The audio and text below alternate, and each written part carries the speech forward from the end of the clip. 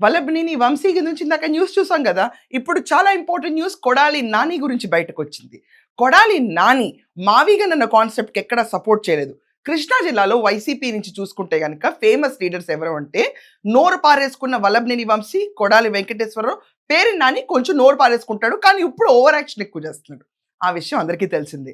జగన్మోహన్ రెడ్డికి చాలా ఇంపార్టెంట్ ఆయుధాలుగా నుంచున్న వల్లభనేని వంశీ, కొడాలి వెంకటేశ్వరరావు ఎక్కడ విజయవాడ ఏబిఎన్ దాడుల్లో పార్టిసిపేట్ చేయలా. ఇది పార్టిసిపేట్ చేయలేదని న్యూస్ మీ ముందుకు నేను తీసుకొచ్చాను. And you all got really pissed off. నాకు తెలుసు కదా! ఎందుకంటే ఏంటి జగన్ చేసే అరాకొరా దీక్షలకి ఈళ్ళు పని చేయట్లేదు ఏంటని చెప్పి చాలా మందికి అన్న ఫీలింగ్ వచ్చి ఉంటుంది. సేమ్ ఫీలింగ్ అందరికి వచ్చింది. ఇన్‌ఫాక్ట్ జగన్మోహన్ రెడ్డికి కూడా ఈళ్ళపైన గుస్సా అండ్ గుర్రు బాగా వచ్చింది.